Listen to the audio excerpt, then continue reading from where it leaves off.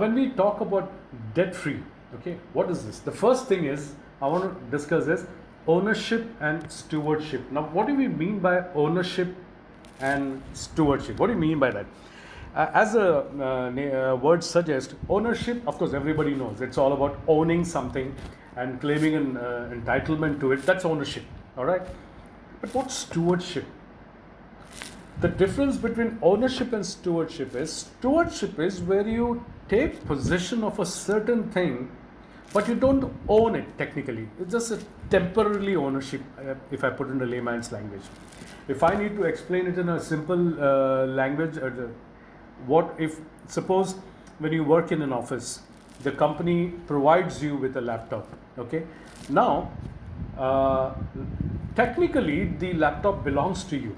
Nobody can come and dare work on your laptop without your permission. That's why you are provided with a password, you are provided with a login ID, that's your individual ID, and you have the right to it. You have the right to give an access to someone, but nobody has the right to take an access without your permission. That's ownership in a way. But what happens when you leave the job? For some reason you leave the company or you're out of the job. That's the time you have to return back the laptop. You can't take it back with you. So till the time you are under their employment, it belongs to you, you're the owner. But the moment you're out of it, it's no longer yours. And that's exactly the way we should be handling money. We don't own per se anything like that. So till the time we are on earth, that money is given to us, we need to handle it, taking care that, hey, listen, I don't own it because I don't take this with me when I go away from here. We need to understand, and that is why Bible speaks so many times about finances. I mean, interestingly, it's a holy word. It's about spiritual knowledge. It's about theology. It's about God. Why is finance coming into it? The reason is because finance has taken away the peace from people. People have fallen into debts, and because of that, there is a domino effect on the family. There's a stress. You just name it. There's umpteen number of problems. Okay. So now, coming back to debts, there are few areas that I have identified, or we have identified, whoever is designed this. The idea is to know what areas in our life generally gets affected because of our lack of decision. Okay, so the first thing what we will talk about is temptations. Now this is an important thing. Understand, church. Temptations are the reason most of the time why we fall into a finance problem. Okay, if you want, you can note it down. Anyway, this is being recorded. Temptations maximizes the imaginary benefits and minimizes the dangers of it. I repeat, temptations maximizes the imaginary benefits and minimizes the dangers of it. In other words, when you are tempted to own something, you will have constructed a lot of imaginary benefits. So if I have this thing, I can do this, and then the people will respect me. These are all assumptions, okay? You're assuming a lot of things. Something might come true, but many things might may not. But the problem is, in temptations, we don't consider the dangers that happens. What if tomorrow this thing happens? What if tomorrow this thing doesn't happen? Then how will I? So we need to understand that temptations. Now, is there something wrong in getting tempted? Absolutely not. The Bible says even Jesus was tempted. So where does it go wrong? There is nothing wrong in getting tempted, but what you do with temptation, that makes a difference. If you give in to temptation, that is wrong. You are being tempted, that's okay. The idea is, or the method is, that you need to come out of it, come out of these temptations, and that requires a lot of, jigar, as you say in Hindi, and it requires a lot of discipline in our life, and this is what we'll talk about. So, which few factors that normally leads to temptations? The builders in your city. You think that the builders create an issue? Like when you look at other buildings, when you look at other apartments, you feel, oh, I wish I had a house like this, or I wish I had an apartment like this, I wish I had a villa like this, all these things. Are these some of those areas? Because I know whenever people come to a certain country or certain state, when they migrate with a better job or with another prospect, the first thing is, oh, when will I have a house? Fine. But you need to plan and build it later. It doesn't like, oh, I look at that person's house and I say, oh, wish I had something like that, those kind of things. Is your temptations more on automobile, the car brand? So this is the type of car I would like to buy. This is the type of car I would want to buy. You see, generally when you look at the ads and all, how it tempts you, how it pulls you down, it shows all the features. So are these some of these areas that you fall into temptations? Or cosmetic brands? I mean, there was a time when you used to talk about cosmetic, it was ladies, but now even gents. Come on, let's accept the fact we are also so much conscious about cosmetics, you see. Or is it branded clothes? Are these the areas that we have a problem with our temptations? Or this is a very delicate topic, credit cards. Okay, now I've just taken these 5 points. Now let's try to understand a little more deep on these 5 points. We need to understand that we cannot live in this world with an assumption or with a wrong thought process. The thought process could be, our status is acknowledged by living in the right house. Now this actually happens to us whenever we visit someone's house, or whenever we go for a function or go for a party, or when we visit the exhibition stands for real estate. When you look at their house, oh, I wish I had this kind of a house. No, don't get tempted looking at others' property because they have their resources on how they are built. That doesn't mean that we also should be having the same kind. This problem even exists among the Christians also. A proper believer, Christians, let's accept the fact, even when we go for prayer to somebody's house, we are having a prayer meeting. The moment you get into that house, the first thing, even before thanking God and praying God, is looking at the furnitures, looking at the interiors, and wow, what a house. The temptation starts working there itself, even before the prayer can start. This is a human tendency. I'm not pinpointing anybody, but this is a fact. And that is why many of us believers also fall into this kind of a financial problem.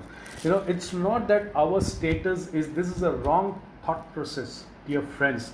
If you think, now I want to come here to tell, especially the couples, the families, if you're looking to buy a house, or if you're looking to replenish or refurnish or redo the interiors, don't think that my status depends on a certain kind of house.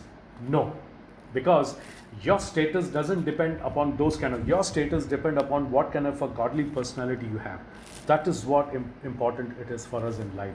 Okay, so don't get so tempted when you look at, because what happens is, just because you like a house and you think that will bring a status quo into the market, people will think high about me.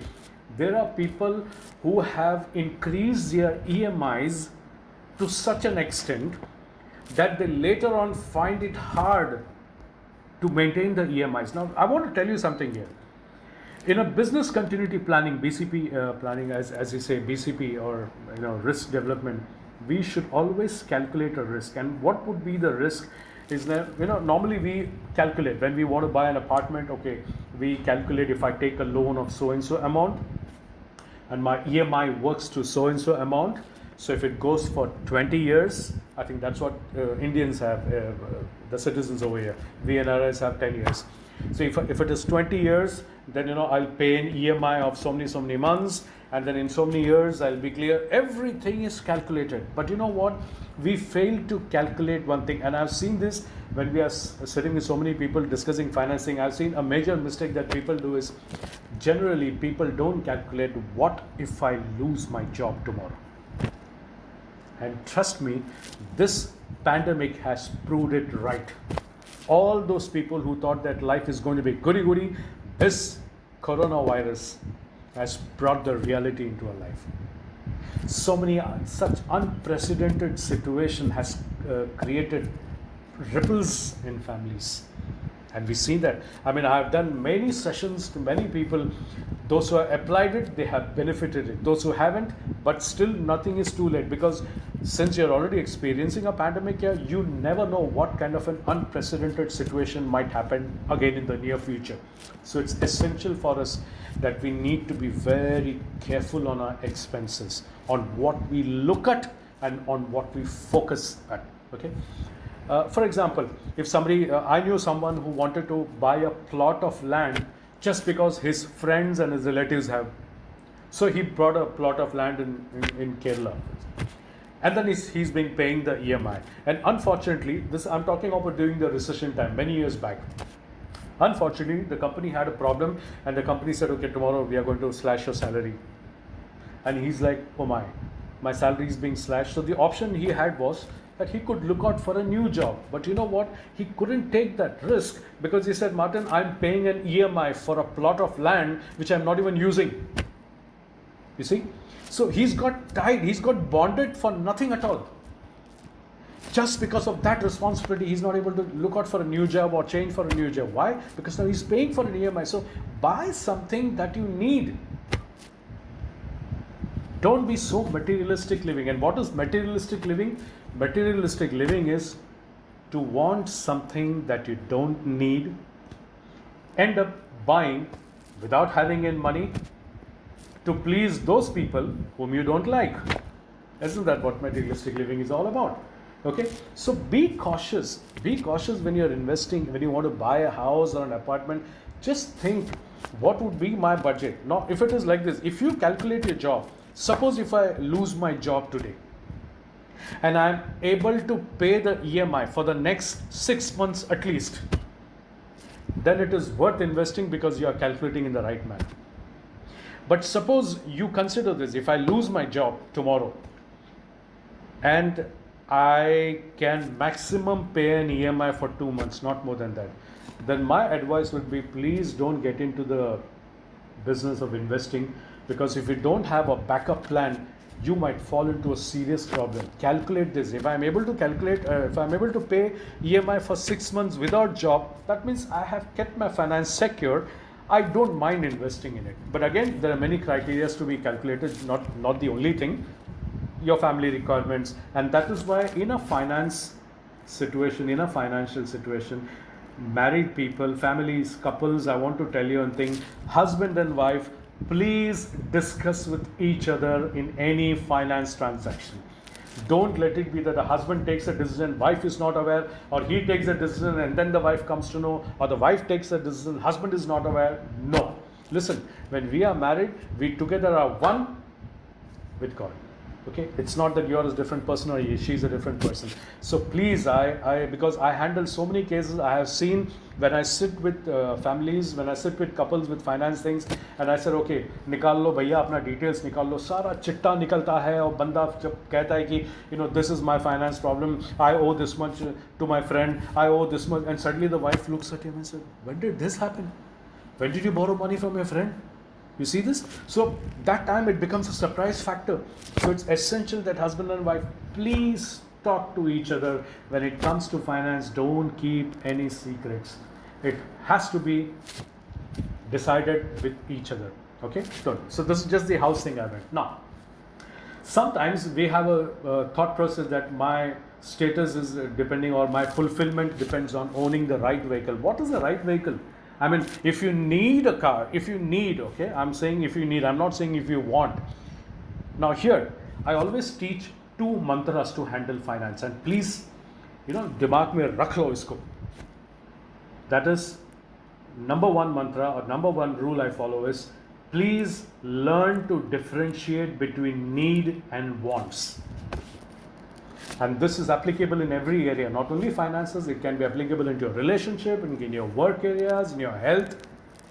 Please learn to differentiate between need and want. There is only a thin line.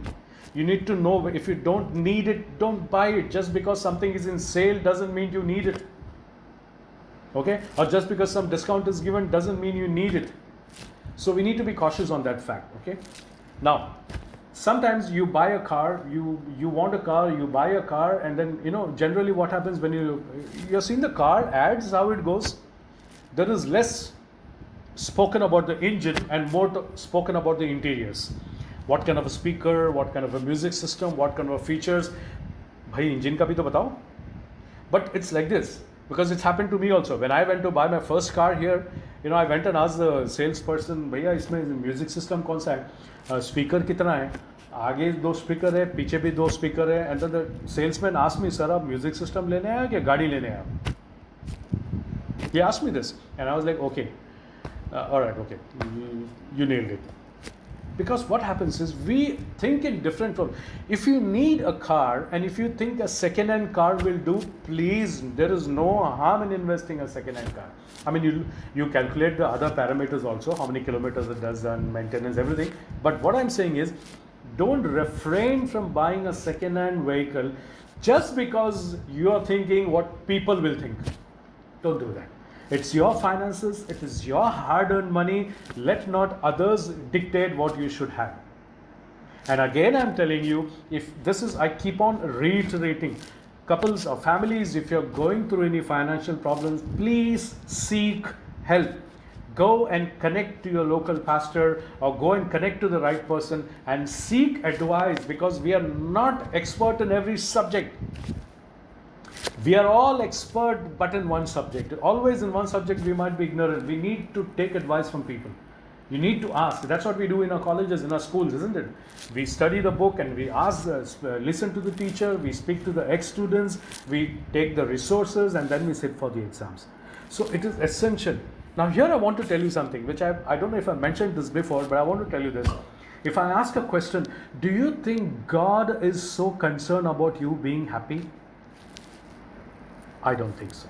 Many people would say, yes, God is concerned about me being happy. I don't think so. I'll tell you why. I don't think God is so concerned about you being happy. God is so concerned about you being holy. Because when you're holy, you're happy. When you're happy, you need not be holy. Buy one, get one free. Think about it. God wants us to live a life in righteousness. And that is seeking His wisdom and taking everybody in this, it says an average person takes about more than, 250,000, or I don't know how many decisions in a 24 hours period. Everybody takes decisions, but it requires wisdom from God to take the right decisions. Let me tell you, especially when handling finances, what is righteousness in world need not be, what is right or what is good in the world need not be in righteousness with God. In the world, certain things might look good as per the world standards. What you're doing is right, but it is not necessary that it has to be in righteousness with God. And hence, it is essential that we take advice from Him who is morally right. And only His wisdom can enable us to handling the finances also. Third point, our beauty depends on using the right cosmetics. Now this is also, like I said, now this is a universal, it's a unisex topic. It's a universal topic for gents, for ladies. Please don't go so much on saving money that you end up buying some cheap products which are sold on the road. Be careful that it doesn't hurt your skin, because then you will end up paying more on the treatment than you could have spent on a little more quality product. But that doesn't mean that you cut your throat or you spend so much that you buy such heavy, expensive branded that finally you end up having no money. That's also dangerous. That is why I said we need to differentiate between I'll give you a want and need. I'll give you a good example. For example, there are certain brand of shoes, okay, and you know that these shoes are being sold for example, say 5,000 rupees. And one fine day you come to know that these brand of shoes are being sold for 50% of the price only for 2 days. And suddenly you feel, wow, just for 2 days. Now, do you need to buy that? If your existing shoes are worn out and it is not fit to be worn, or maybe another few months, then it makes sense to buy that. But if you already have a showroom at home, a shoe showroom, number of shoes and all, and understand one thing, especially during this COVID times, you are not even going out. So if you think your shoes, in any case, on a normal day, if your existing shoes could have lasted for 4 months, because of this COVID, calculate another 4 months, so it will last for 8 months. So that means for another 8 months, you don't need to buy a shoes. That means you don't need the shoe. What was happening was you wanted the shoes. So you can immediately take a decision, hey, no, listen, I know it's a good price, but I don't need it now. I'll keep it away. But if you want it, nobody can control. You can go on buying it, but there's no. So what happens is, these are areas where people tend to spend unnecessarily, and then you end up, thinking, wow, where did all this money go? Kaisa hota hai yaar kharcha? Think about it. These are places where people spend money. Okay, so these are areas we need to control. Or our confidence is revealed in wearing the branded clothes. Now, this is also a little bit delicate area, dangerous area. We need to understand. We think, buying a branded clothes. Think about it. There were times when you used to buy shirts, pants, or dresses, kurtis, ladies, chudidar, whatever. I remember, especially in gents' case, those days when we used to get our shirts. I mean, there was no ready-made, hardly any ready-mades there. But we used to get the cloth material, get it stitched from the tailor. I remember the tailor, they'll put the tag behind the collar. King's Tailor, Agripada, so-and-so road, so-and-so street number with all those address. But it'll be behind the collar. Never to be seen. But today, if you look at all the shirts or all the outfits, you actually have the branded tag sticking out. From here, from there, from any side. Or it'll be just printed on your shirt. Why? Because that shows, hey, listen, I'm wearing this brand. We like to show the brand that we wear so that people will think, wow, this guy wears brand. Excuse me, can I say this? Why not? We are brand ambassadors of Christ. How many times people see Christ on us? I always say this. We like to wear a nice perfume, a fragrance for men, perfume for ladies. And then when we wear, when people come to them, and some of them can actually smell it. Oh, are you wearing a so-and-so brand? Or are you wearing a so-and-so brand? Oh, it smells nice. People might say that, they immediately come to know. Can I say this? When we walk on the road, can somebody turn around and say, oh, that's a nice smell. That seems like Jesus. That's Jesus' fragrance. What kind of a confidence do we have when it comes to this area? Can people actually see Jesus in us? Because we are brand ambassadors first for Him. Matthew 6:33, seek first the kingdom of God, and the rest shall be given unto you. You don't need to struggle, but we need to put our efforts to seek the word of God. Which are the other areas? Sometimes we think our status is investing in the high profile investments. Be careful where you invest and how you invest. Okay, you need to be very good. Take advice. There are people who are expert. Take their advice. Don't just put your money into everything. There are some schemes. You buy a shampoo and then you collect 3 people, and then that person will bring another 3 people, and then that person will bring another 4 people. Then a network. Hello, please be cautious. It's hard-earned money. Don't just waste it. As we say in Hindi, पैसे कमाने के एक ही तरीका होता है, और वो है मेहनत. गवाने के कई तरीके होते हैं. There are many ways to lose money. Only one way to earn money, hard work. That's it. That's a simple logic. Doesn't go beyond that. Okay. Or our worth is status is in handling the right credit cards. Now here I want to explain in a little detail. Credit cards. What are we talking about? Is credit card bad? I don't think so. I mean, many people say credit cards are bad. No. Credit card is good as long as you know how to use it. But the problem is we abuse it.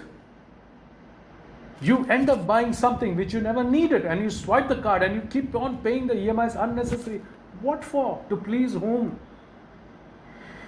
You have a credit card, you should know when and where to use. Otherwise, don't keep a credit card, please. Learn to use the credit card. See how you can use it. How many times, this is a general tendency when statement of account comes every month. What do we do generally? We look at the statement, open it, and then we see, 2 things we see. Minimum amount, last date to pay. Finish. Keep it aside. Happy? You pay the minimum amount. Have you ever thought how much are you losing? Because here the interest is high. crazy interest you pay on credit cards. My dear church, please be cautious in your spending. Just because you have a credit card or you have been given a credit card, don't go on using it. These are used for emergency purposes where you think, suddenly some expense comes in and then you have no option. That's the time you use it and you keep it aside. Don't just, go for a normal shopping and you spend over limit. Otherwise, take a credit card, use it in such a way that you have always a zero balance end of the month, so that you accumulate that points and you use it to buy certain things. But don't go into a impulse shopping or oh, suddenly I see this and I just want to buy. Sometimes we could do that, this kind of a shopping. I went to buy a shirt, I like the trousers, I selected the shoes, and I bought a mobile. You go for something, you look at something, you're tempted at something, but you end up buying something else. And then after a few days, you realize, oh, I should not have bought. But it's too late by then. It's too late. You already spent that money. And God's wisdom doesn't allow you to do that. Listen, understand one thing. Even the money that you spend, it's given by God to us. He blesses us with resources. Please do not make a mockery out of it. When a credit card comes to you, don't make a joke out of it. And if you have a credit card and if you buy anything, please, I'm reiterating on this because I have seen families getting hit badly. I have seen where couples are on the verge of filing for divorce just because there's a financial mess in their family. Just because the husband didn't inform the wife of the financial status, or vice versa, there has been an absolute chaos in the family. There is no peace. Because of these debts, there is a lot of stress among people today. As if besides the family, there are no other stress in the world. As if the pandemic is not given you enough stress that you need to take this. What happens is, we can always consider, oh, if things go like this, my salary comes every month and so EMIs I will pay. It's easy to calculate that. But have you ever thought, if I lose my job, then what will happen? How will I get this money? So when I lose a job, my priority will change. My priority will be on the basic essentials, not on the luxury items. And that is why it is said, you need to speak to someone, you need to talk to someone, you need to seek help. When I heard it somewhere, when communication stops, imagination starts. I think it was Rick Warren who said it, if I'm not mistaken. When communication stops, imagination starts. And I want to add here,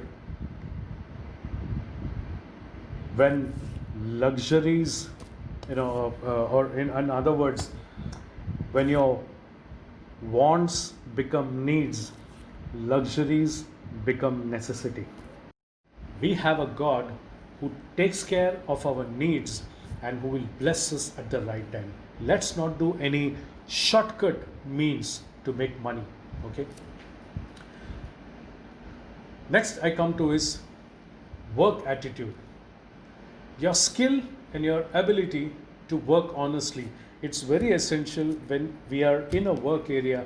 Please put your skill and ability to do in a righteous manner and in an honest manner. Like I said last time, what you may think is right in the world need not be in righteousness with the Word of God.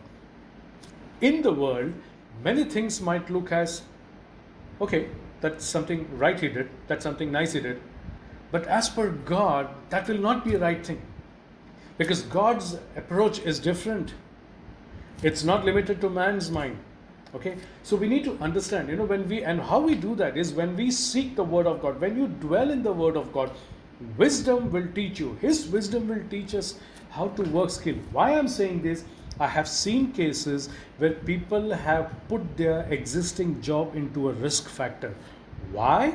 Because they went into a certain area where they said, I'll try to make a shortcut, or I might do something wrong, or some kind of I'm not going to harm the company, but I'll do this and I'll try to pass the order to a competitor company. Maybe I'll get a good commission. Don't get into all those kind of things, because we need to honor God for the work He's given us. Okay, let's not go. Whatever skill the Lord has given us, don't be so proud of yourself that, oh, I'm able to do this, because in the process, pride might let you down. What happens is, when we do these kind of things, when we risk our job, I'm especially telling this now to all those married couples, or especially people who are working in the work area where the means of income is through work. When you do these kind of things, you will realize that you're putting your work into jeopardy, and in order to get out of that, or in order to come out of that, or in order to escape out of the issues, you might again go into another mess. You might seek help from a third party who's not even licensed to help you. You might go into some area where you're now, see, when you're desperate, you will seek help from the wrong people. The takeaway point I want to tell you here is, please talk to the right people if you are in a problem. Church, speak to your pastor, seek his advice. When communication stops, imagination starts happening, and that is dangerous. You need to look. If I have a problem, I mean, if I need a promotion, if I need my sales target to be done, I always text my colleagues or my church members and tell them, please pray for me. So if I'm having a problem, if I've done something wrong, why can't I be transparent to the church leader or the church pastor and tell him, listen, this is what has happened. I realize I made a mistake. Please cover me with your prayer, and ask. And that's where you ask forgiveness from God and ask God to, regularize the situation. But that doesn't mean we don't have to face the consequences. We might have to face the consequences if you have done some serious actions, but that's up to God, or how the company. Sometimes if God makes us find favor in the eyes of the management, where the management says, okay, done, you accepted your fault, no problem. But the point is, we need to work honestly. We cannot do those kind of a wrong treatment and wrong things like. So we have to have a proper work attitude. Be committed to the workplace you're working in. I have seen cases where, especially in the finance department, where the staff handles petty cashes, where they handle petty cash. Now, petty cash is supposed to be for emergency requirement for the concerned division or the concerned department. What happens is, there have been cases where people have fallen into financial problem, and then they think when the weekend approaches, they think, oh, today it's Friday, so till Sunday, no office. Maybe I can use a certain portion of this money in case the bank calls, so I can pay the credit card money, so I can just rotate it. And on Monday, when I go back to the office, I'll arrange from another friend. These kind of thoughts. And I'm telling you, these are very practical things these are existing things that has happened with people. These are problems that people have faced. I'm not creating something, I have seen this happening and I've experienced this happening. So it's very dangerous to get into those kind of a zone, because you might think nobody's watching, but listen, God watches. He knows our heart. He knows exactly what we are doing. So we need to be very cautious. You cannot take it for granted, okay, maybe God is quite busy, he's not watching, or maybe the colleagues are not watching. No, but that's not the way it works, because if that works, on how can you even stand tomorrow and proclaim that God is my savior, or Jesus is my salvation? How can you even say that? Because I'm not being true to him. I'm not being true to the resources that he has blessed me with. So be committed. Now here I want to tell something.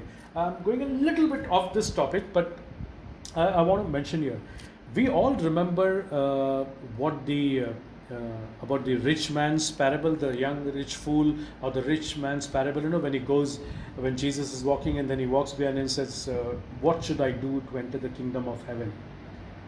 And Jesus says, he looks at him and then says, do you follow the commands? He said, yeah, I have kept all the commands. And then Jesus tells him, okay, fine, go and give all your treasures to the poor. And the Bible says the rich man's face fell and he walked away. Okay, now that's one thing. But do you also remember one thing? Jesus says in the Bible, it's easy for a camel to go through the eye of the needle than for a rich man to enter the kingdom of God. Each of them, when they read the Bible, they look at it this way and said, it's not about, oh, that rich man cannot. It's all about saying that till the time your heart is on the worldly treasures, there is no way you can enter the kingdom of God. So never think this way, oh, being rich is a curse. No, or being a rich man, he will not enter the kingdom. No, the point is, I might not have those riches, but still, if my heart is only on the money or finance, I too will be in the same category. I won't be able to enter the kingdom of God. It's as simple as that. And that's why I know when the rich man was walking, he said, no, I have done everything. Or in other words, today's language, I am a good Christian. I read my Bible, I do my prayers, I come for cell meet, I come for music practice, I come for everything. And said, okay, go and give the treasures to the poor. God is not asking you to give your treasure. He was just testing your heart. Your heart is where the treasure is. And if, because Hebrews 11:26 says, Moses regarded disgrace for the sake of Christ of more value than the entire treasures of Egypt, because he was looking towards the treasures that is reserved for him in heaven. He had everything when he was in the palace, but he considered Christ as more, God as more valuable. For us, God is a treasure, and through him comes all finances and everything. So we need to understand that. Okay. So work attitude, there are certain core values, there are certain ethics we need to follow in our work area. There are certain accountability we need to have. There are certain integrity, there are certain values we need to follow. Now, responsibilities. Now what we seen till now was the attitude. Okay, now there are responsibilities of an employee. Now when I'm working, I have a responsibility in the office. Work honestly and blamelessly. I just explained. Work diligently. Honor your employer. Now let me tell you this. Like I said again, we might sometimes think, why is he going on all these topics? These are all common things. But you know what? These topics of our Christian ethics, these pointers of knowing God in all His purity, these pointers of praising His name, does play an important role in our life. How we are determines what we are. How we work, how we present ourselves in front of people determines what kind of a person we are. It's not all about just reading the Bible and knowing everything. I mean, I could read the Bible right from beginning to the end. What's the point if I'm not able to do what the Bible is telling us to do? So honor your employer. Many times we have seen that, I have seen, and people have realized these mistakes that they have done is they keep grumbling about their bosses. They keep talking bad things about their bosses. That he's like this, this is what he does. Excuse me. Did somebody force you to work in that company? You don't like? Leave the job. But no, I wouldn't want to leave the job, but I would want to still talk back. Generally, when we have corporate parties or office get-togethers, the whole topic of discussion is about the bosses or the company rules. Why do we don't have to get into those zones. We don't need to talk bad about bosses. I've seen people grumbling and say, I'm getting this salary, and the same person who's in the same position, another person who's in the same position, who is getting a better salary. Don't get into this mess. You signed a contract or you signed an appointment letter. Honor it. Nobody forced you. It's like, me saying, in my CV, this is a very common statement I write. I'll write all my qualifications, all my capacities, all my achievements, everything, and what I do, this, my hobbies, passion. And the last I said, able to handle stress and pressure. We highlight it with bold letters. Isn't it? We all write it in our CVs. And after we join the office, within a month or so, we start crying. Kya hua? Oh yaar, bahut pressure hai. But you're the one who wrote on the CV, able to handle pressure under any circumstances. Then why cry over it? You admitted that give me any amount of pressure, I'm ready to handle it. Why cry over it? You see the split personality that we show? So we don't need to do those kind of things. We need to honor our work. We need to say, okay, this is the way it works, so this is the way it is. If not, I'll have a talk with my bosses. I come back to the same thing again. Talk. You have a situation, open up and speak to the concerned person, not to anybody. You remember the prodigal son story? What happened when the younger son came back? When the younger son came back, the elder son was out working in the field and he heard this sound of music and everything. I mean, he was like, what's happening? Now, what should he have done? He should have gone to his father and said, Dad, what's happening? The dad would have said, your son has come back. No. But he confronted he had a talk with the servant and said, what's happening? And the servant, वो थोड़ा मसाला भी लगा दिया उसके ऊपर. Your brother has come and your father sacrificed that big calf for it. And then said, oh, when I wanted, my father didn't do anything. But look at, you see, you go to the wrong person, things don't work like that. You need to go to the right person. Go to the Father. And this I keep telling you. And I keep telling in all my messages. Church, God is the source. Anything else is the resource. Don't mix these two things. It's always God is the source and God will enable you or guide you to go through whom? That person could be the resource. But I wouldn't want to go to the resource first. I'll seek God first and let God guide me what to do. So in your office, please, it is God who is giving you a position. It is God who's put you in a place of the work environment. Honor God by respecting your bosses and your authority, because God places you under certain authority. If I don't understand authority in the worldly ways, church, I'm telling you, we will never be able to understand the authority with our spiritual father. We need to understand the authority. That's where the learning point is. And because a work area is where generally people learn to respect it. You know, many a times we don't respect our parents. Why? Because we are tired of seeing them every day and then we keep... No, that's not the way it works. We need to honor them because they know more about us. God has put them as an authority over us. We need to understand. So we need to honor and play. Again, I'm reiterating. The reason is I have done so many cases. I've sat with couples. We have had one-on-one cases where, you know, the couples have said, yes, I had a problem in my office, but I was not able to present in a right form. You know, people talk bad about me and they always quarrel with me. Think about it.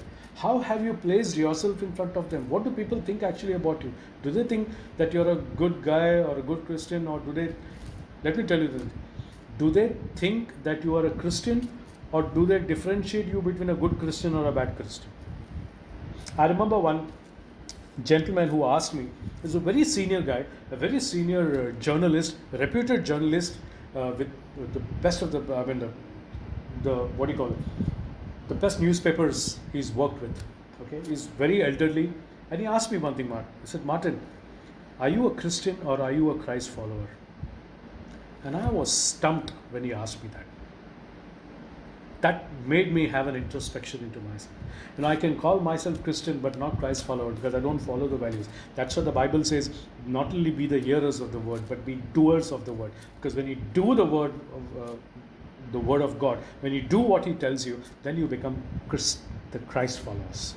Otherwise, you can just have a label that I'm a Christian and try to get favors. Okay? Honor your fellow employees. Don't keep talking bad about, because what happens is when you create a bad situation among your colleagues, you'll definitely have problems. And most of the time in work areas, we are seeing, why I'm saying this, because if you don't understand these aspects, you might risk your job. And job is the place where we have this resource to make money. If I risk my job because of these things, then I'm not a good Christian, or I'm not a Christian.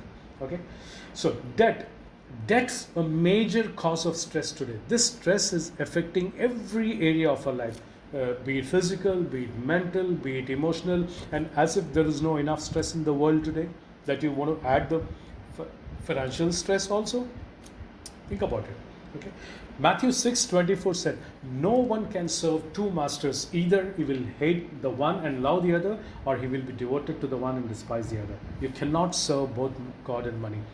Church, I want to ask you something. What is the opposite of God? Satan, devil.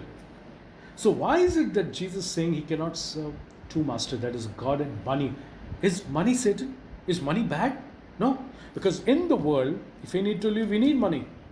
Then how can money be bad? Or rather, why would I worship money? He says the greed for money is the root of evil. Interesting, isn't it? The greed for money, that becomes a foundation for being evil. So he said you cannot serve two masters.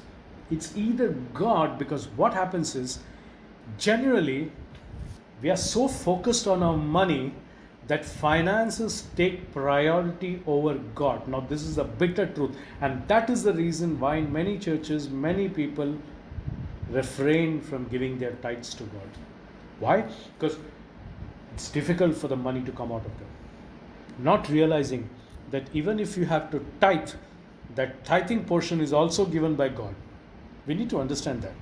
In the Old Testament, there were animal sacrifices. They used to do all, but who provided with the animal? God. So we need to understand, you and I don't create any money. The ability or the capacity to even tithe is given by God. So why should I feel bad about it?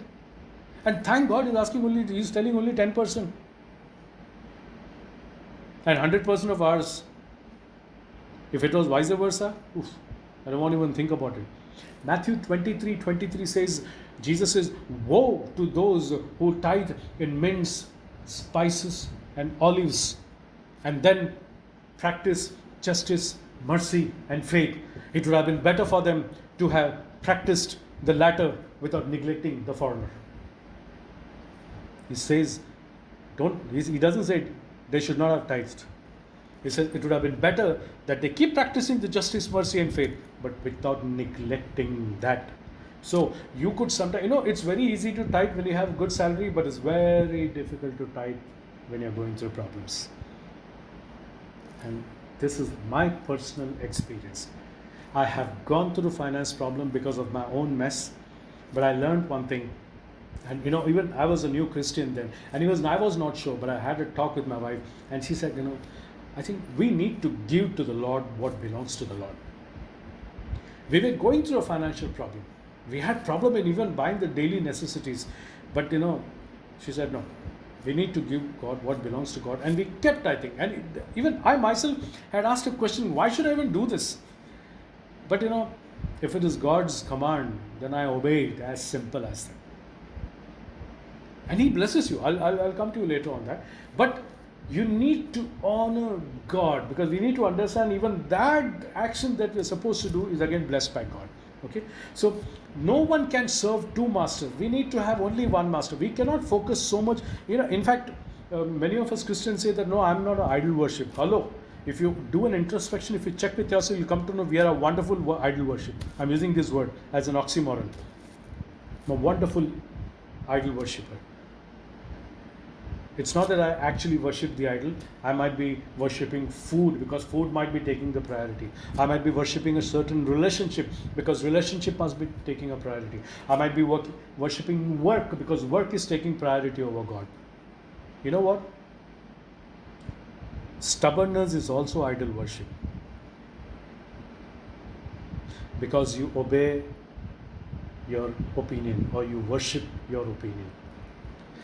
Whatever somebody might say, I will not listen. I will do what I want to do. Two ways of being stubborn is telling God, I will not do, and the other way, I will do and then not do.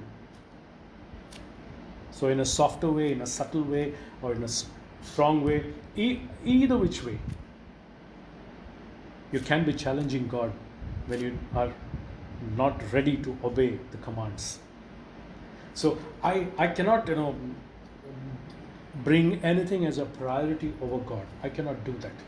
That's not the way it works. God is a priority, and He will always be a priority.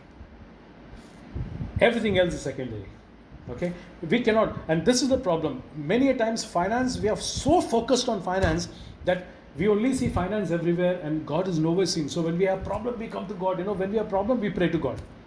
And when we are blessed, we thank God and we are happy and forget about all the commitments. It doesn't work like that. The statistics says that studies in many developed countries have revealed this fact. Interestingly, when I do this session on finance, I've seen that most people who fall into finance problem are educated people. I mean, credit cards are held by educated people, so they are the ones who fall. So, do you mean to say that education is creating a problem? No, I don't think so. The problem is our attitude of stubbornness, of not listening to wisdom. Like I said, I need to ask. I mean, there was a time I made a mess of my money, but then there came a time when I used to take advice from a pastor or the concerned person in that respective field. And then after that, I go to my pastor again. I said, this is the advice I have taken from certain. What do you think? And then he will pray and then see what God tells us. We need to be very sure when we take a decision. Please, I'm telling you, decision making is not easy. We need to have God's wisdom and guidance in taking it, especially when it comes to finances. Quite a percentage of the average person's salary is spent on debt repayment, which is besides the housing loan installments. I mean, there's so many.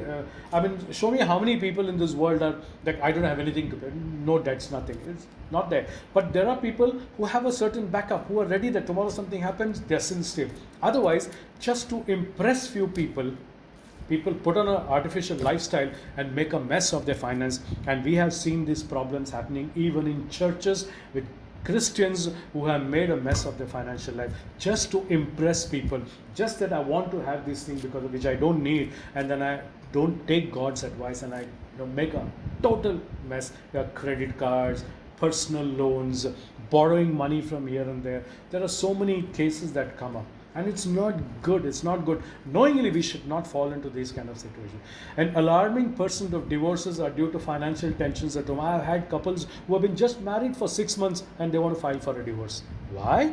Because there was a problem in the finances. The husband didn't share the finance issues. Wife was not aware of it. Wife went on spending. Husband didn't say anything. The problem was husband said, I didn't want her to feel bad. Hello? You didn't want her to feel bad? She's already in a bad situation. Think about that. Had you told her in time or on time, probably she would have stopped asserting, but she was not aware of it. So it is essential that husband and wife, please discuss with each other your finances. Don't go on a shopping spree just like that because you feel like you have certain money. I mean, I know someone who had borrowed a loan of, say for Indian rupees, he had taken a loan of 1 lakh and then he spent 9,000 on partying with friends just because he got a loan. That's crazy. I mean, you don't do those kind of things. Okay? Huge percent of corporate profits are eaten up by the interest on loans. The last line says that. Okay. Now, what does the Bible say about debt? Debt is discouraged in the Bible. Okay.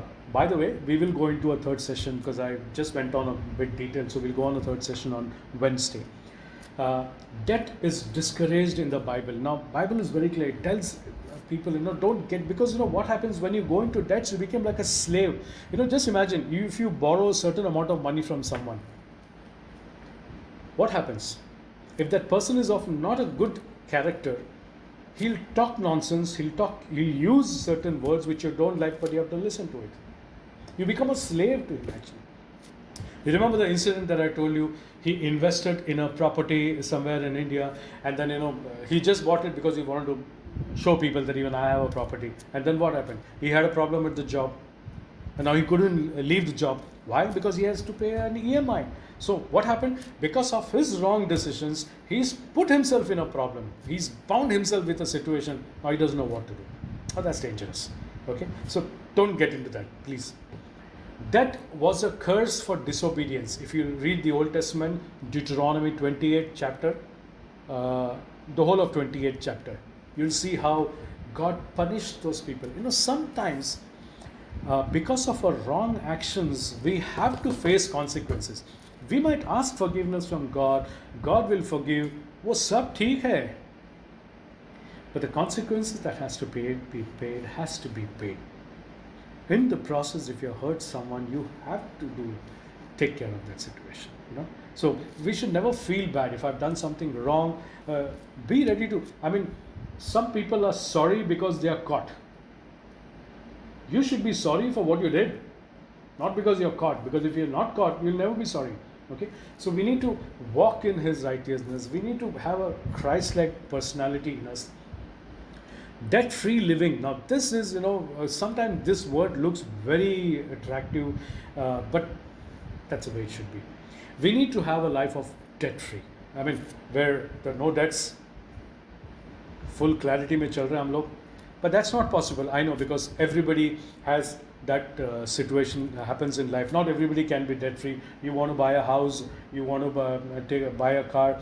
It's not easy. I mean, you can never wait and say, okay, the day I have about say 35 lakhs, then I'll buy a house. That's not practical. That's not happen. So what you do is you do have to take a loan from the bank, but then you're taking it against an asset. You're taking as a collateral. There is a collateral for that. There is a house. So you're taking it against that. But even then you have to calculate certain factors, how many years it would go to, what would be my finance situation if I lose my job in so many months, how many months I can sustain, and what is the kind of a house that I need within my budget. All these things you calculate. So there will be loan, people will have loans, there's nothing wrong in it. You need to live in this world, you need to go through that. The problem happens when you overstep it. The problem happens when you override it. The problem happen is when you just calculate, oh, it's just another 10,000 rupees a month, but I can get a bigger house. So what? Doesn't make it. Don't do that, because over a period of time, that 10,000 multiplied by so many months will be a crazy amount. And then when something goes wrong, the interest over that and the accumulated interest, that can damage your finances. It can actually become a graveyard. So don't get into those kind of a situation. The problem is debt presumes we know about tomorrow. I mean, we think that, okay, tomorrow this will happen. It's so easy to calculate, isn't it? It's so easy to assume, oh, tomorrow I'll get a promotion, then I'm looking for a promotion, I've done this target, so if I do this, what if the company goes bankrupt that particular day? Where will you get your money from? Or what if some war takes place? Or what if some earthquake happens? Or, I mean, anything can go wrong. And when things are come back to place, you are in a situation you don't know what to do, and that is the time you would have lost peace, you would have lost everything. So it's essential that we use God's wisdom in understanding how to handle finances. You cannot go and take a quick start decisions and skip people's opinion. No, you need to ask people, check with people. I keep reiterating this word because most of the people who have fallen into finance problems because they didn't do the proper homework. The homework is ready. It's ready, church.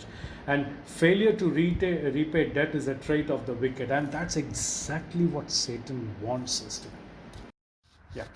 So we spoke on ethics in the office, the attitudes, on how you present yourselves, or rather how we present ourselves in our office areas. Because the thing is, in the church, maybe our fellow believers might know us how good we are in the spiritual life, but they might not know what we are outside.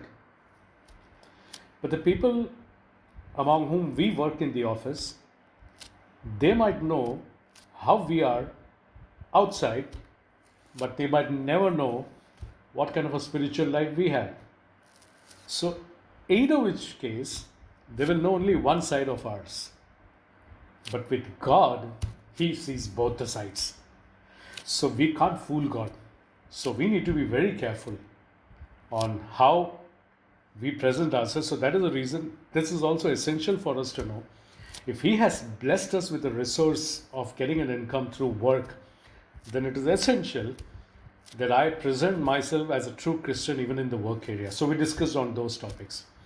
And now what we will do is we shift a little bit on to the previous topic of that's handling the finances. Okay. Now here I want to okay, let me just start the PowerPoint and then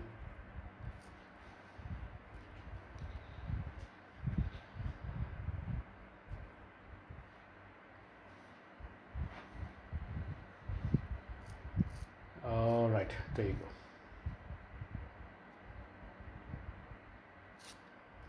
So before we go into this advertising thing, or the sales tactics, what we want to understand is how we keep us away from certain kind of temptations, because this world is full of purchasing, buying, selling, isn't it? But that's what the money is all about. How do we hold, I mean, how do we restrict ourselves from getting into this, impulse shopping or unnecessary shopping? There are a few things that we need to understand, because when it comes to sales, and especially those who are working in sales, we know how difficult it is to sell. So we will go on every kind of, I mean, we will put on every kind of tactics, every kind of ideas, every kind of, those sugar coated words, just to attract people and make them buy things. Now we do, that is their point of view, but we need to understand this through their point of view when we are going to buy certain things, because it's our money. Finally, it's our hard earned money. So we need to know where we, how.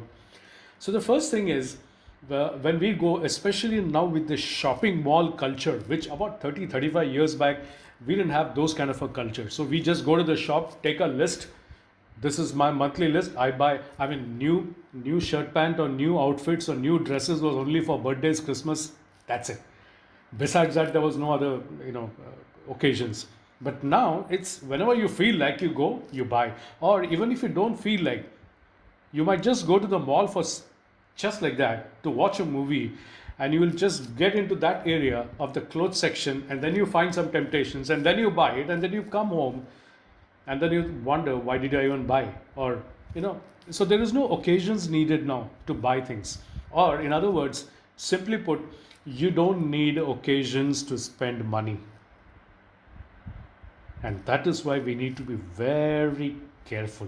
Okay, when you go into the malls, when you go into shopping areas or shopping, bells, wherever it is, when you look at certain products, why do you think they have different models presenting their product? And sometimes, the product is not worth that much, but your focus can be shifted to a different area, and then you get tempted, you get wow.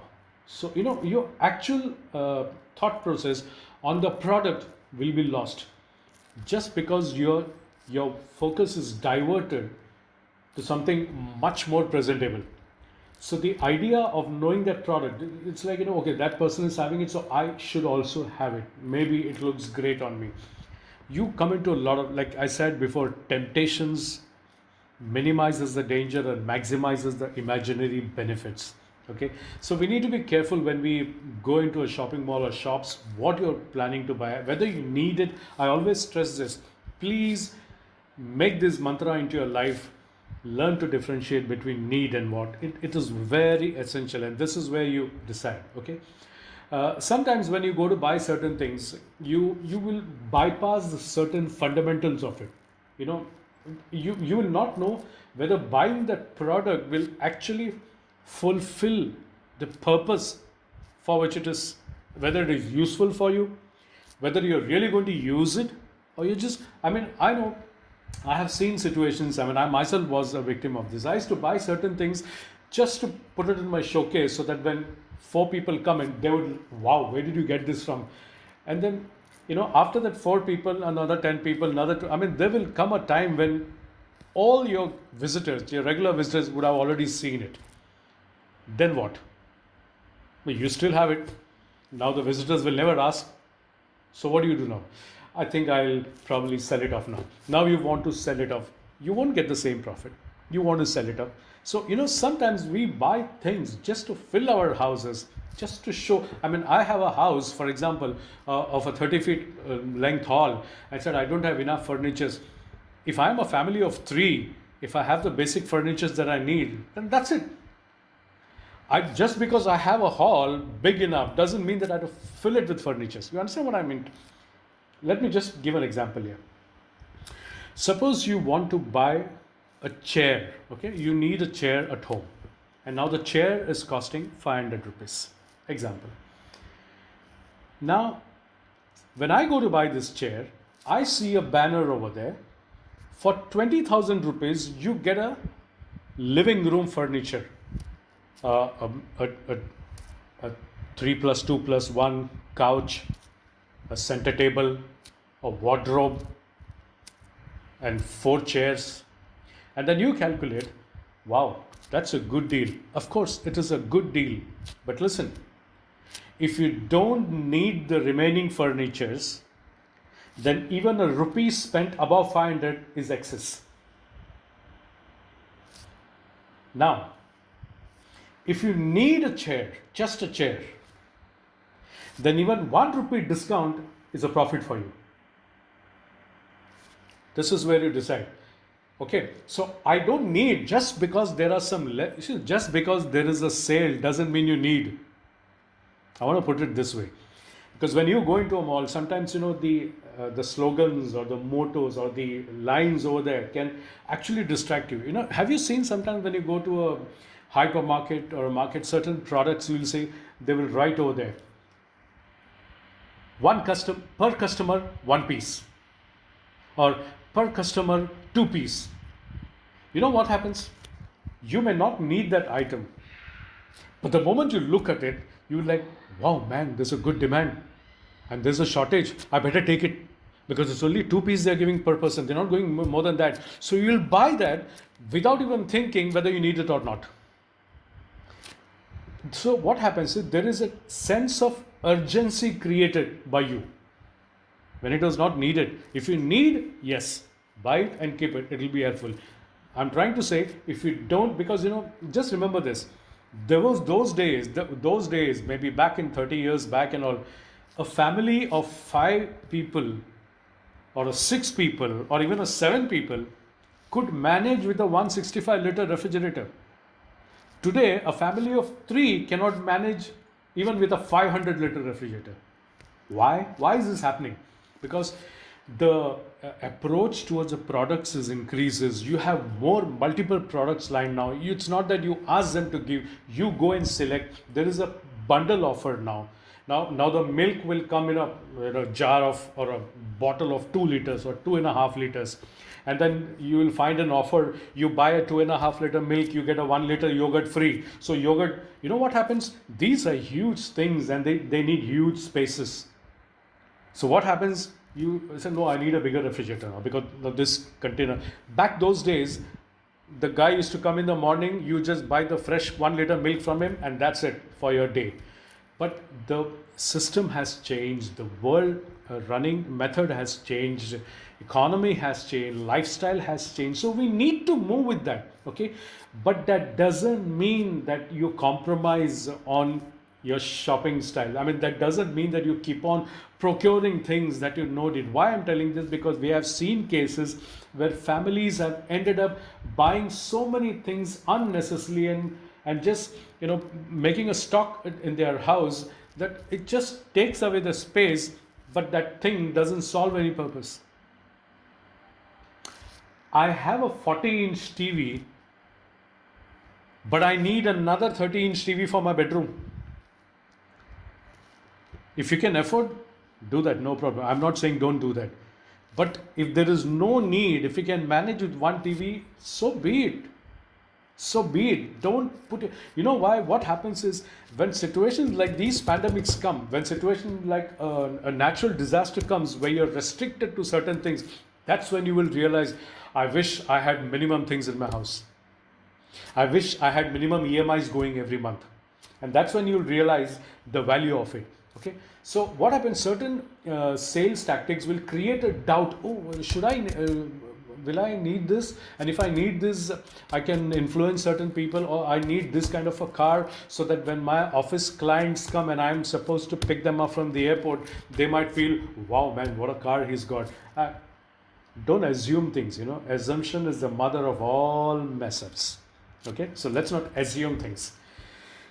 It's certain advertising will suggest that have you ever seen when you want to take a loan, or when you want to when there is a draw or lottery or some kind of a prizes, the terms and conditions are always written in small letters. Why is that? Why can't you write the terms and conditions bigger letters? Because you oversee that, you just skip that line. I mean, you don't want to read, and even if it's in big line, I don't want to read that, because that will be a dangerous thing, because I'm tempted, I'm attracted to the main product. Okay, Certain when certain advertising is such a way that it creates a discontentment. You're not satisfied with it. I don't know. It says no, you need better than this. Man, if you have a single door refrigerator, listen, you need a double door refrigerator. And then someone will say, no, you need a 4-door refrigerator, man, because that's got an extra compartment for whatever. Like, there is always, your needs will always multiply as long as you're not controlled. You will always want more and more. You'll need a 1-bedroom kitchen. Probably after 1 year, you'll say, I need a 2-bedroom kitchen. Why? Because I have family friends, I have my relatives visiting once a year. For once a year, you'll shift to a 2 BHK. Think about that. I've seen people make these mistakes. Just because their parents will come from their native place, once in a year, they're shifted to a 2-bedroom study apartment. They are well aware, they will adjust even in a smaller house. Man, we grew up in a smaller house. Why do you want to create a discontentment in ourselves by just thinking, by assuming that they would like more than that? Jesus never taught us assumptions. He was and he is always and he will be very practical with us. His teachings are very practical. He tells you this is what it is. You don't assume, okay, what does the Bible say? You are the salt of the earth. You are the light of the world. He doesn't say that you need to be the light of the world. You understand what I mean? He doesn't say that, you try, it's like if you're working in an office as a sales manager, you are given the designation of a sales manager. You just function as a sales manager. You don't need to prove to the company again that I could be a sales manager. You understand what I mean? You don't need to prove to them again because they already given you the designation that you are the sales manager. You just function as a sales manager so that you are promoted to the next level. So Jesus says you are the light of the world. Just function as the light. Don't try to prove that you are a light. I already told you are my light. So I have given you my wisdom. You just operate on the wisdom. I've told you, you cannot serve two masters. It's God or money. So you worship God. Simple. He's given us a willpower. He's given us a wisdom. You just understand it through the word of God. 1 John 2:25, 1 John 2:5. It all teaches us that the Holy Spirit's anointing will teach us everything to handle. There is no individual decisions, Then in advertising, what happens? It appeals through, you have your own reasoning. If I buy this, then I'll be. There is no end to these kind of justification, and you will always trip on this. It promotes self-fulfillment at all costs. You think that if I buy this, I'm happy. But listen, if you think about the EMI you're going to pay, you'll never be happy. Just think about it. If you fall into a financial mess, you'll never be happy. It appeals to the lust of the eye. The eye sees what the mind doesn't see. You see, Jesus says, it is His word that shows us the truth. But we can put a covering on it. We can cover it and keep God's wisdom in one side, and we can put our wisdom and then make a mess on our finances. Why I'm repeating this again is because we have seen people make this mistake. Offers fulfillment apart from God. Certain products, you take this and it will satisfy your life. It will give you a peace in your life. Since when did material things start giving peace in our life? Listen, if you look at things in the world and expect it to be peaceful, trust me, it will only be full of pieces. Peace is only from God. Okay. Next, it hides the products. Whenever a product is sold in the market, in a shop, look at the weaker side also. What will happen after certain point of time? What will happen after so and so this? Will my maintenance grow? If I buy a car, what will be my maintenance? If I buy a high-end car, what will be the kind of maintenance charges I'll buy? If I buy an apartment where they have swimming pools and gyms and this and that, what will be my maintenance charges that I'll pay every month? You need to calculate all this. Don't neglect that just because you want to show people that I have a house where we have all these facilities. No. Look at practical points, okay, and then you invest in money. Why some factors that lead to debt? Why do people fall into debts? A, lack of knowledge. B, lack of planning and discipline. Now here I want to bring a point to you. In Luke 15, in the prodigal son chapter, we all know this parables. So I'll just read the first three verses. Luke 15, verse 11, Jesus continued.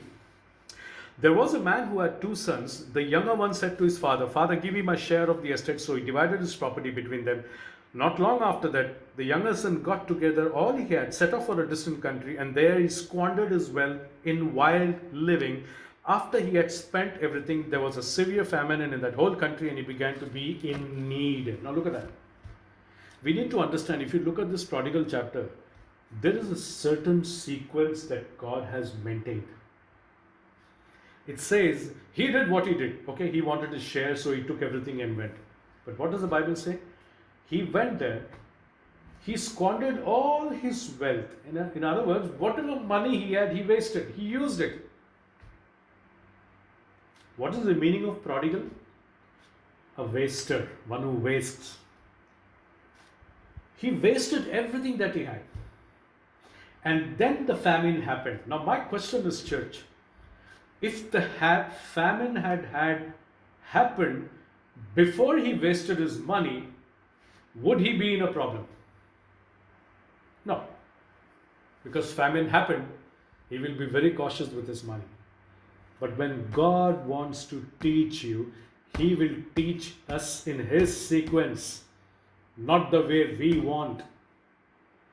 If we need to learn lessons, we need to learn as per his sequence, as per God's procedure, not the way I want. Had the son calculated, oh, if there is a famine or if there is an earthquake, then what will I do? He would have probably saved money and been smarter. But he didn't do that. His calculation was, oh, I have so much money, I'll enjoy. Dekha jayega jo hota hai. Whatever happens, we'll see what happens. But that doesn't work like that. Because when things happen in God's sequence, we cannot even imagine how things are going to work. You see, he had a lot of money, but what happens? I mean, you might calculate a lot of things. Oh, I'm doing this, I'll get a good promotion, and then I'll get so much money, an incentive. Then by the end of this year, I'll make so much money. So I'll invest in this kind of a vehicle, or this kind of a bike, or this kind of a house, so that I'll be able to pay a certain lump sum. You do all those things, but when God wants to teach you a certain sequence, trust me, you'll lose your job within 1 month. Then what you do?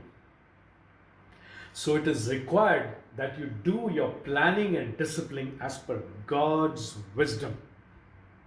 Because when God's wisdom is in place, there is no way the Holy Spirit is going to teach you wrong things. Because if you do wrong things with Holy Spirit's guidance, you'll put his name in bad position. And why would God want to do that? Holy Spirit is divine. Why would Holy Spirit's name be spoiled? And why would God want to? So he will always teach you the right things. It's up to us how we accept it. So lack of knowledge, for example, if I want to buy an air conditioner for my apartment, suppose I need it and I have the money, the atmosphere, the climate is like that, I need, how do I need to work out, I need to know what kind of a room capacity I have, whether I need a 1.5 ton or a 1 ton. Buying 1 ton and 1.5 ton, there's hardly any difference. So I would buy, but I don't think I would go for a 2 ton. If 1.5 ton is needed in that room, why would I go for a 2 ton? So what will I do? I'll check, I'll look at the different models, I'll take advice from people, and then I'll calculate if I buy the AC for certain amount, how many months will I pay the EMI and what will be my electricity bill. So I need to talk to someone who's already using the AC, ask him what his bill is coming to, do a little, it takes time. Just because there is an advertisement that comes, discount my AC, there you don't rush and go and buy and then think what to do now. No, what will be the installation cost? What will be is there a drainage provision for the AC? Look at that. If I buy a scooter, a bike, a 100cc bike, fine. Do I need a 250cc? How much maintenance I'll pay on that bike? What will be the consumption? What will be that? We need to do a little homework. You cannot do impulse shopping because that will endanger your finances. Isn't it? Because even when a bank, remember one thing, banks never give loan to individuals. If you think that you're smartly dressed and you're soft spoken and a nice guy, acha, pleasant, bank doesn't give a loan to you. Bank gives a loan to the account. They don't see kaisa acha aadmi hai, nice singer, he's got a nice voice, he's got a nice personality. The loan is given to the account, from an account to an account. Okay, so it's a purely business transaction. And even when bank gives a loan or anybody gives, even they do a homework on us. Why can't we do a homework when we want to buy? It's essential we do that. Okay. Indulgence, circumstances. Now, there are certain circumstances where people have gone through because of some poverty or some natural disaster happened. Now, I'm not going into that chapter because that is something unforeseen that happened. But there also you can use the ant technology, because even ants store food before the situation arises. We need to practice during peace times. Only then you will be ready for the war. That's what soldiers do. You need to practice when things are all going. Be smart, so that when unprecedented situation arises, you're not in for a shock, because you know that I have a backup. My advice is, church, if you have a backup plan in the name of Jesus, then the backup plan B, C, everything is taken care of. Have your backup plan in God, and God will advise you and show you ways to do the needful. But if you back up in B, C, D, and where God is nowhere, then you're in for a surprise. Okay? Foolishness, standing surety for someone, guarantee. No, it's good. You need to help someone, somebody's taking a loan, but be careful.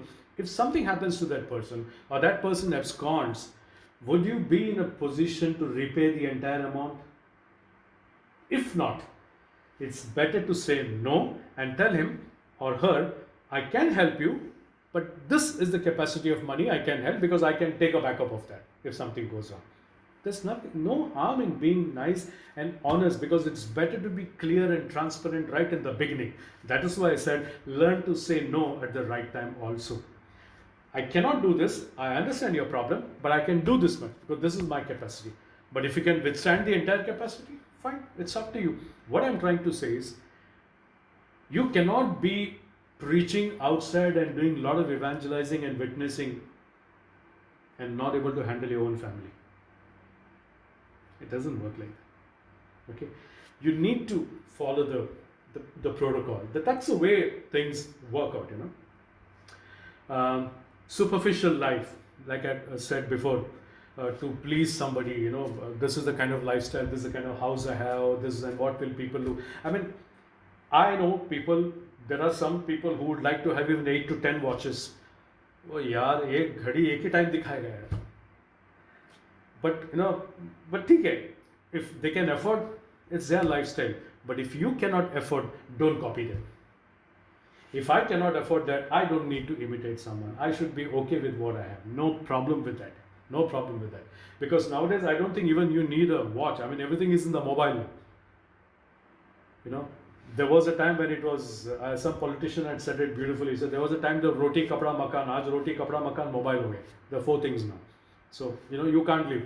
You can't live without that. So your mobile is taken, everything. So everything is there in that. So now you don't need to. But again, I'm saying, in all this, lack of whether you want to have a knowledge or planning or discipline, please, especially husband and wife, talk to each other. Talk to each other. Be transparent with each other. Discuss before you go. I would suggest discuss even before you go to the supermarket. Hey, this is what we want to buy, right? Is this? Do we need this? Do we need this? Discuss, and then you go do that. Come back. That's it. Don't go beyond that, because end of the month you'll have realized you spent on so much money on things that you never needed.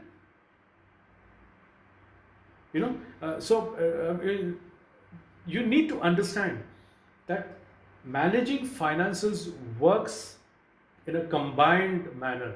And for individuals who are not yet married, this is an advice. Take this as a precautionary measure, so that when you are about to get married, you're financially well set. Or if not well set, at least you have a backup in a proper manner, so that people don't look down upon you. You need to have, because what happens is generally people fall into a mess in the younger age generally, and it goes on, it multiplies, and after a few years it gets into a big issue. Procrastinations. Now this is a dangerous aspect. For a Christian, this is not supposed to be our attitude. Procrastination, I'll do it tomorrow, kal karega, parsu karega, tarsu karunga. No, it doesn't work like that. If you have to take a decision, plan it, work it, pray over it, and take it. Don't think it, I'll think about it tomorrow. I'll think about maybe after. It doesn't work like that. Sometimes you need to. That is why I always encourage people, be a well-read person. Keep yourself aware of the current topics. Keep yourself aware of the current situations, of the market trends, of various products. You don't need to have a big time knowledge, idea of many products. So that tomorrow, what happens is, when you have an experience on certain products, you will be used by God to advise someone else who's going through a problem. This is the whole idea on accepting God's wisdom, because then the wisdom multiplies to more people, and more people will accept God's wisdom. So it's essential that we become that focal point. Okay. Giving to the Lord. Now here, I won't go into detail because I already explained to you.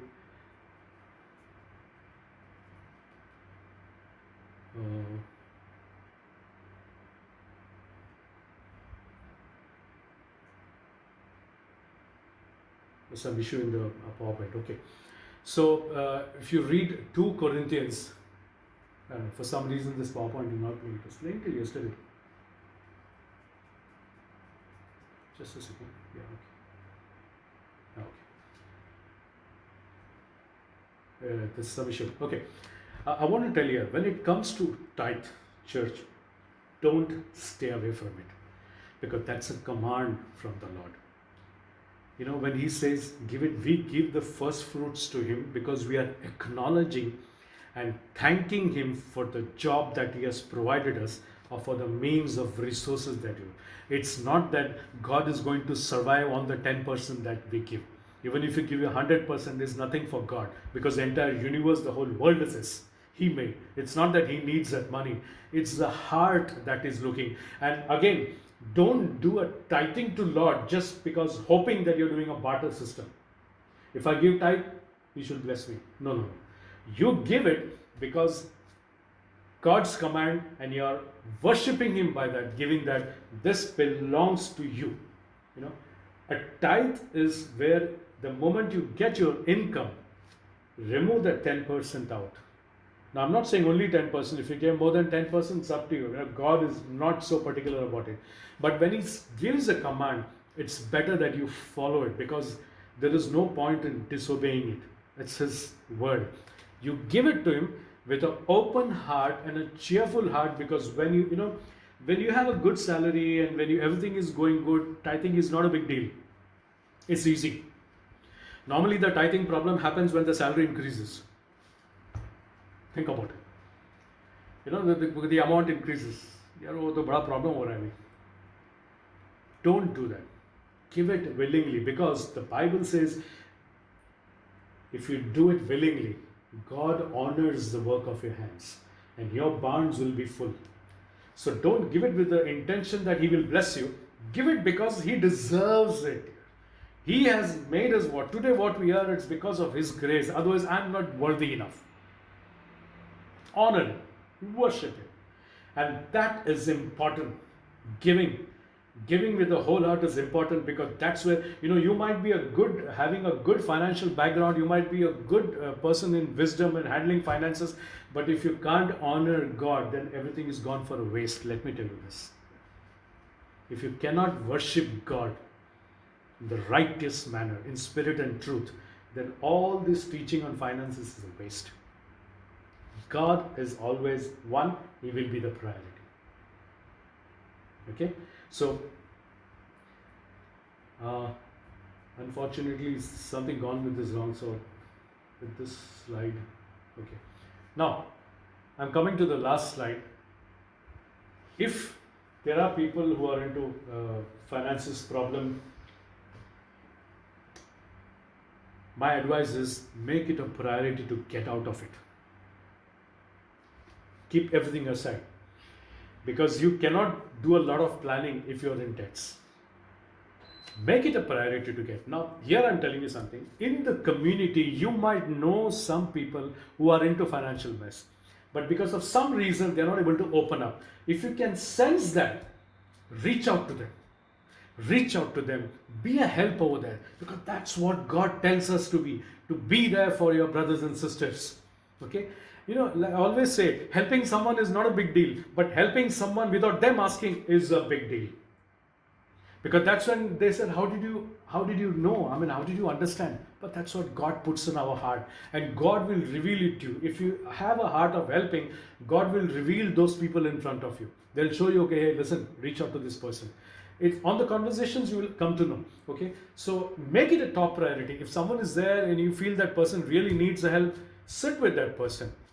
Let him not feel embarrassed. Don't bring too many people over there because they will be embarrassed. Okay, just have a confide 101, sit with them, and then if you think situation is little more, connect to your pastor and tell, hey, listen, I'll connect to my pastor, maybe we'll pray over you. That's the way things work.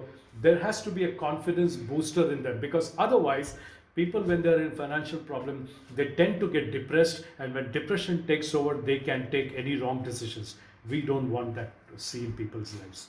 We want every life is precious. I have seen so many cases, people who are trying to attempt suicides and all.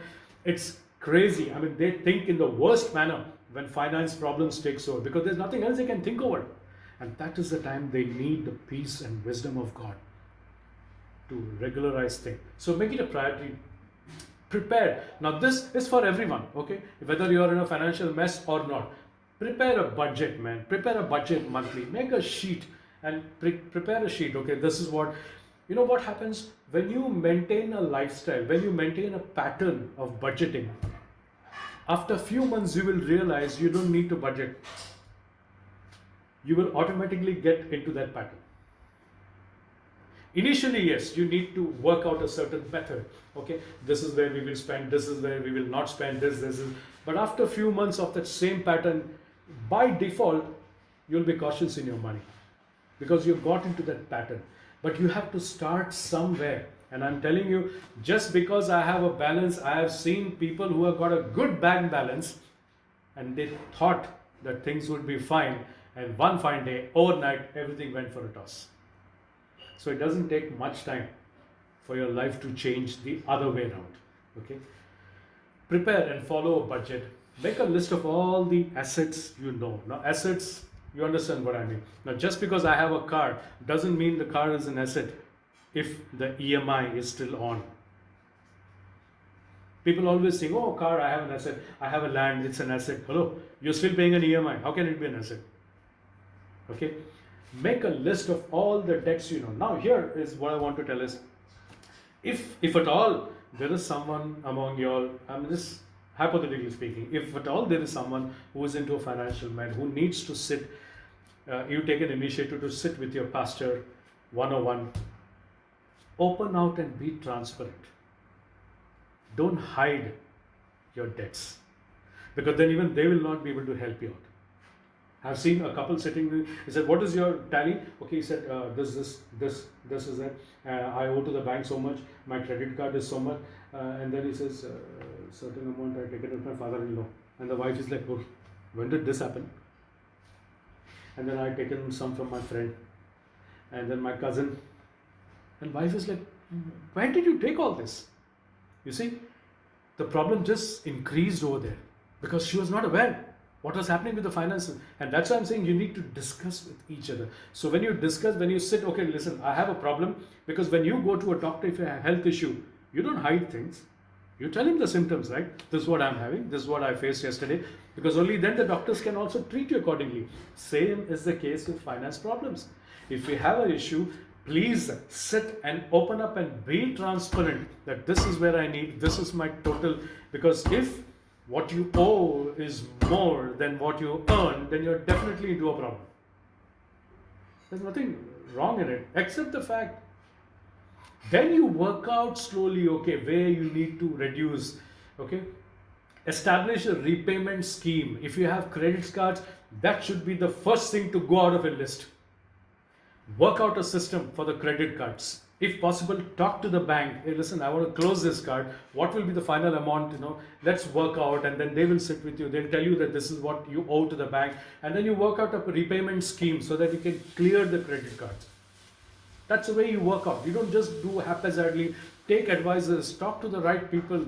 Don't do things on your own if you're not aware of it. You'll only make a mess of it. Somebody might just give an easy solution. Ye sab chodo hai, take a big loan from somewhere and clear all this. Don't get into all those mess. Those are not shortcuts. You need to work. I mean, come on. You didn't fall into financial problem overnight. And you expect yourself to come out of it overnight? No. Time lagta hai har cheez ko. Okay. Consider taking up an additional job. Now, this is subject to the respective countries, what kind of a laws over there, because we need to honor the authority. God has put us in place in authority. We need to honor the law. As per the law, whatever the law provides, if it is allowing you to take up an additional job for income, do that. But listen, don't overdo it that you might damage your spiritual life. No? Don't do that. So here is what I'm saying. Read the word of God, seek advice, talk to the pastor, talk to the concerned person. Avoid incurring additional debts. Avoid or minimize the use of credit cards. Learn to be happy with what you have. Now, if you have a problem in your financials, this is a very important point. Consider a radical change in your lifestyle. I've seen people saying when they were in a financial problem, I told them, okay, move away from a 2-bedroom apartment to a studio apartment. Do that. You have to take this decision. Okay, somewhere you have to. नहीं दुनिया क्या कहेंगे. We are bothered still about what people might say. I mean, I have no problem in borrowing money from people, but I have problem in what people might say. That's not the way it should be. If certain change in your lifestyle is needed, church, then you have to do it. Now, this is where I'm saying discipline and planning, okay, is needed. There is no compromise on that. Ask for help. Consult the right person. Don't give up. Now here, let me tell you, church, and I have no qualms in admitting this fact. I have been in Dubai for the last 26 years. But there was a time, way back in 2002, 2005, those period, I made a mess of my finance. And trust me, it was a huge, huge amount. You don't want to know the amount. I made a mess, complete mess. Okay, it's in lakhs. And wrong investment and spendthrift and no planning, nothing, total mess, multiple credit cards, personal loans. Finally, it came to this level. And then that's the time I came to the Lord. So I sat with my pastor. I said, this is a problem, what to do? I mean, no amount of people can help me with that amount of money. That was not the. So he said, listen, you need to work out. And I started following the word of God. And for 3.5 years, me and my wife said, I'll also support you, though the mistake is from my side. She said, I'll sit with you, but we will work out a system. And for 3.5 years, there was no eating out in a restaurant. There was no movie. There was no shopping. We didn't travel anywhere. With the limited clothing, we managed it. There was time when we didn't have money to buy food, but we managed it. But in all this, I lost my job. I didn't have an income. Only my wife's job was there with a minimum salary. But you know what? Even in those periods, she was busy tithing. And I asked her, why are you even tithing? I mean, we don't have money to buy proper food. She said, no, what belongs to the Lord, we have to give it to the Lord. And we used to give that. I said, if you give that amount to the tithe, yeah, usse apna khana nikal sakta hai. 2 hafte ka. But then I said, fine, we'll obey what God says, you know. When you're in problems, honor God. If there's no income, you can't, of course. But when there is an income, you see, the mess is created by me. Why should I hold what belongs to God? So we did that. We kept on giving. And you know what? 3.5 years it took. But that 3.5 years was a tough time for us. But when you stand firm in the word of God, God knows how to honor the works of your hands.